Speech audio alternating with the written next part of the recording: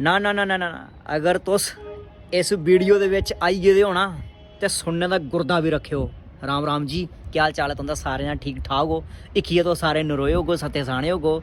अज तुसें गी अपनी जिंदगी दा तजुर्बा लग्या दस्सना। इस कल युग दा कोड़ा सच है, दुनियादारी दा कोड़ा सच है, लोकें दा कोड़ा सच है। ठीक है, इस दुनिया दे विच शैल होना भी मेरे ख्याल कन्नै शैल नहीं है। इस दुनिया दे विच ईमानदार बनियै रोना भी शैल गल नहीं है। इस दुनिया दे विच भोला भाला शरीफ बनियै रोना भी शैल गल नहीं है। जिन्ने तुस शैल बनियै रोगो उन्ने गै तुस पागल बनाए जागो।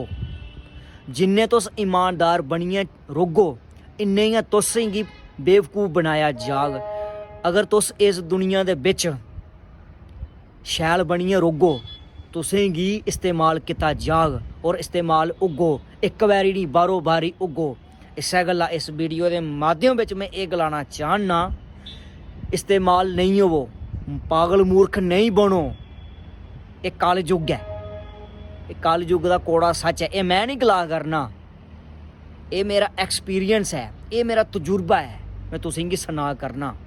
इक्खिए तुसें गी ये लोकी यारी गल कोड़ी है, सच्ची है, शैल लगी हो, शैल लगी होग साढ़े यूट्यूब चैनल डुगर सीरीज़ गी सब्सक्राइब करी लैओ। कन्नो कन्नी फेसबुक पेज डुगर सीरीज़ गी फॉलो कर लैओ ते कन्नो कन्नी इंस्टाग्राम पेज गी फॉलो कर लैओ। इ'यै नेहियां सच्चियां ते कोड़ियां गल्लां सुनने वास्ते तुसें गी दिक्खने गी सुनने गी लभगन। जय श्री राम।